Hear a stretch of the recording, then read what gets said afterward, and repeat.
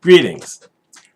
So by now, most of you know that about a week and a half ago, some guy, I'm not even mentioning his name, working at Google decided to put out basically a 10-page manifesto where he was basically taunting Google that's been trying to get some diversity initiatives through because they've been getting beat up over not being all that diverse.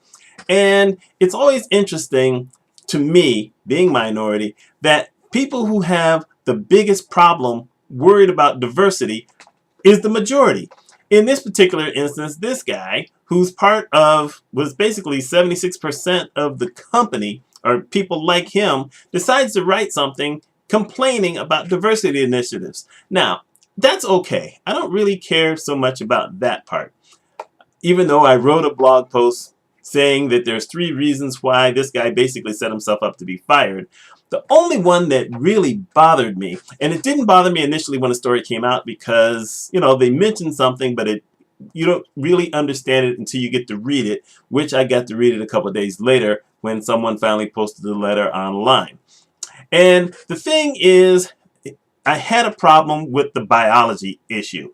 By him saying that women, because of their biology, couldn't code as well as men, didn't care to do it as well as men, didn't, just all these things based on biology was sickening.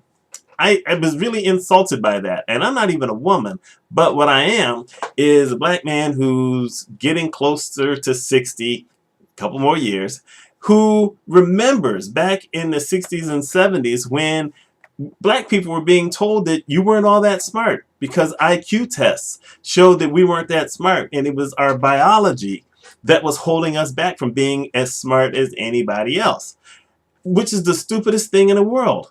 It has nothing to do with biology. It has to do with basically opportunities to learn. And some people have the opportunity to learn and can't pick it up anyway. Doesn't mean they're dumb. It just means that their intellect is somewhere else, at least most of the time.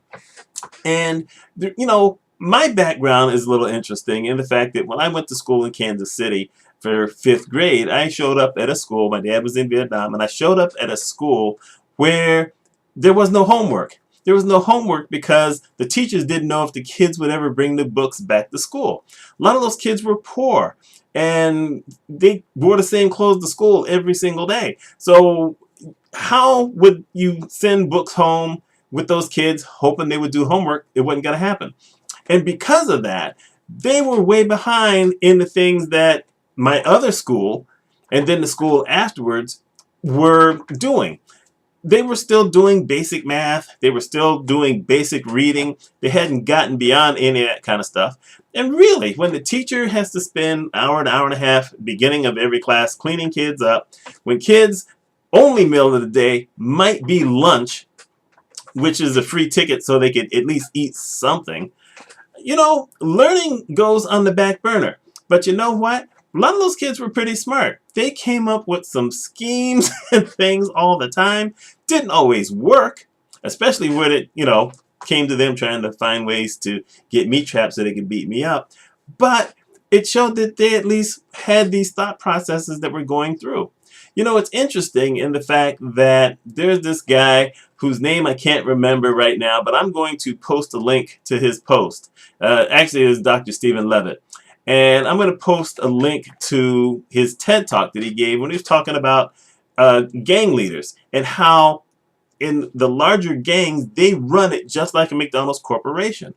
And it's intriguing because people look at gang leaders and say, well, they can't be all that smart. They're trying to sell drugs. They're doing all this other kind of stuff. But in essence, they're running a corporation. The people at the top, they have certain levels of pay.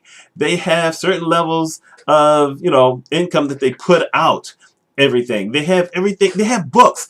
Gang leaders actually have books. They have boards of directors. Sure, you may have a guy at the top, but that's just like any other corporation. You got a CEO, you got a board of directors. You have upper management, you have middle management, you have the workers. The major gangs work the exact same way. Some of these people write books. Some of these people have been interviewed for books. it's, people are not as dumb as everyone thinks they are.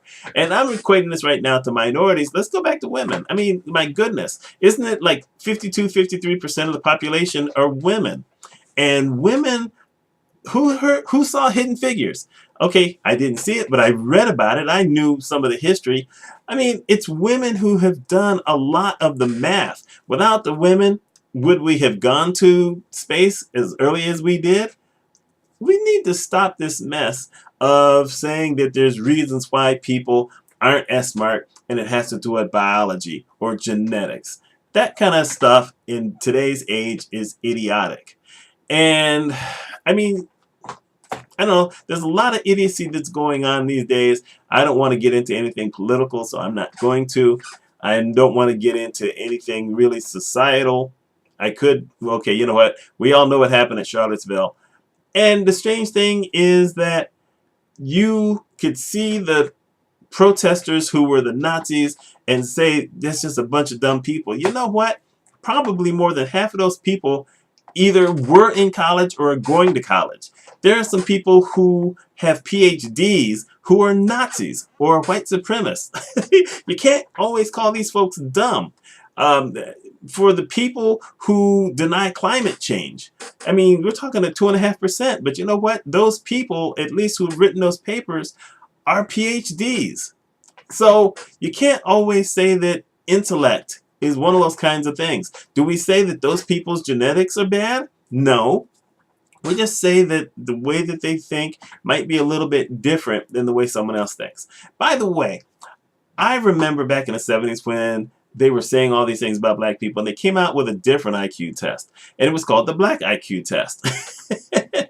And oddly enough, I failed that one. The reason I failed that one is because it wasn't geared towards me.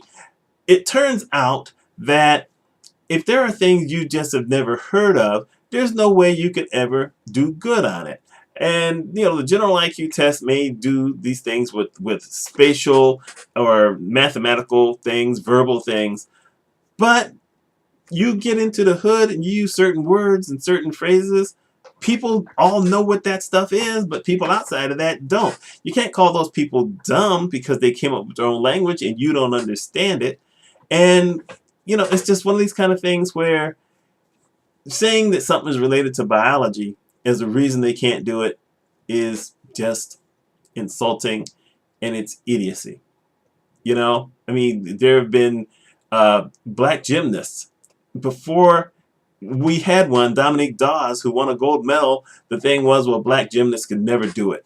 Black women could never play tennis. Serena Williams is not supposed to be a good tennis player based on the way she looks, but you know what?